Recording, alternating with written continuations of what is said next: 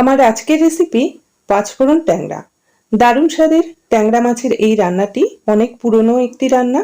রান্নাটি করতেও খুব একটা সময় লাগে না। নমস্কার বন্ধুরা, প্রতিবার রান্নাঘরে সকলকে স্বাগত।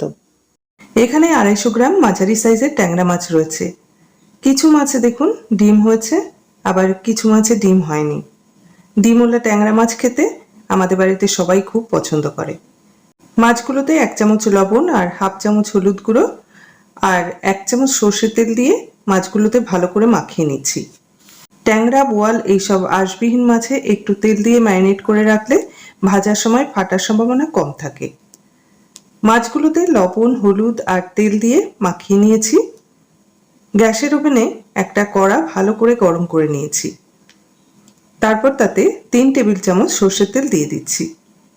মাছ ভাজার কড়া ভালো করে গরম করে তারপর তেল দিয়ে ভালো করে তেল গরম করে মাছ ভাজলে মাছ কড়ার গায়ে লেগে যায় না। তেল খুব ভালো করে গরম হলে 4টে ট্যাংরা মাছ তেলে দিয়ে দিলাম। তেলে দেওয়ার পর এপিট ওপিট একবার নেড়ে চেড়ে তারপর একটা ঢাকা দিয়ে ঢাকাটা একটু ফাঁক করে চাপা দিয়ে মিডিয়াম হিটে মাছের এক পিঠ ভেজে নিচ্ছি। মাছ তেল দিয়ে ম্যারিনেট করা সত্ত্বেও তেলে দেওয়ার পর অল্প স্বল্প মাছ ফেটে তেল ছিটকোতে পারে, তাই আর সে রিস্ক নিলাম না। তাই ঢাকা দিয়ে একটু এয়ার চলাচলের জন্য ফাঁক রেখে মাছ ভেজে নিচ্ছি। এক পিঠ ভাজা হয়ে গেলে অপর পিঠ উল্টে এই পিঠটাও একইভাবে ভেজে নিচ্ছি।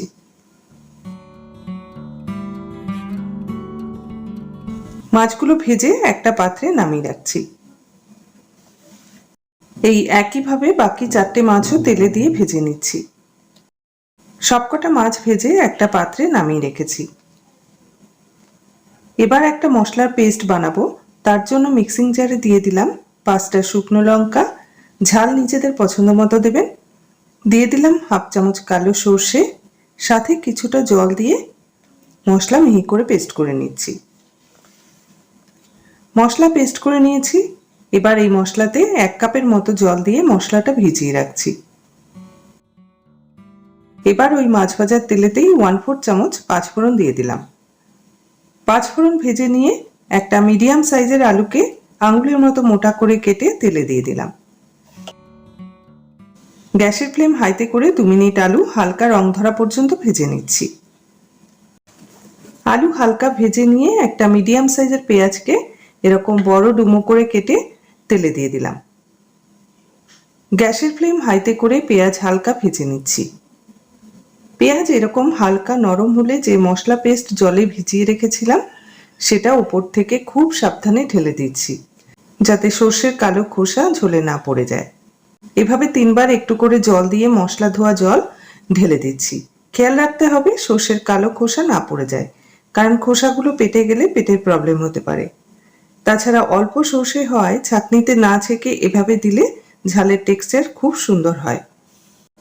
3 বার জল দিয়ে ছেঁকে দেওয়ার পর দেখুন সর্ষের কালো খোসাগুলো জারে রয়ে গেছে। এবার এই ঝোলে হাফ চামচ লবণ দিয়ে দিলাম আর দিলাম হাফ চামচ হলুদ গুঁড়ো। দিয়ে দিলাম 2 টেবিল চামচ কাঁচা সর্ষের তেল আর 3টে কাঁচা লঙ্কা ভেঙে দিয়ে দিলাম। নেড়ে চেড়ে মিশিয়ে নিয়ে লবণ চেক করে নিচ্ছি। লবণ একটু কম থাকায় স্বাদ অনুসারে লবণ দিয়ে দিলাম।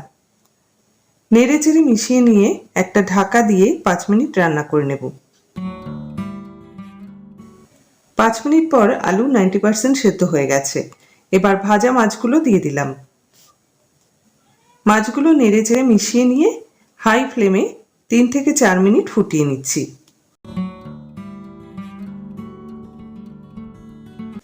4 মিনিট হাই ফ্লেমে ফুটিয়ে নেওয়ার পর ঝোল অনেকটা কমে গেছে। ঝোল বেশ রসা রসা হয়েছে। ঝোল কমে এই রকম হলে গ্যাস বন্ধ করে দিয়ে কিছুটা ধনেপাতা কুচি দিয়ে দিলাম।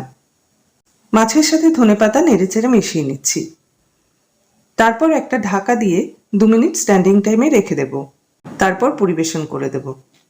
2 মিনিট পর পাঁচফোড়ন ট্যাংরা পরিবেশন করে দিয়েছি।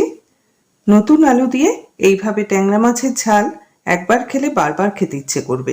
নানা রকম ভাবেই তো আমরা ট্যাংরা মাছ রান্না করি। একবার এইভাবে বানিয়ে খাওয়ার অনুরোধ রইল। কেমন লাগলো অবশ্যই কমেন্টের মাধ্যমে জানাবেন। ভালো লাগলে লাইক করবেন ও সকলের সাথে শেয়ার করার অনুরোধ রইল।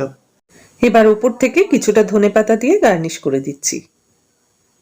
আমার চ্যানেলে নতুন বন্ধু হলে চ্যানেলটি সাবস্ক্রাইব করে পাশে থাকা বেল আইকনটি অন করে দেবেন। তাহলে আমি চ্যানেলে যখনই কোনো ভিডিও আপলোড করি না কেন সরাসরি তার নোটিফিকেশন আপনার কাছে পৌঁছে যাবে। পুরনো বন্ধুদের ধন্যবাদ জানিয়ে নতুন বন্ধুদের স্বাগত জানিয়ে আজকের মতো বিদায় নিচ্ছি। সকলে ভালো থাকবেন, সুস্থ থাকবেন।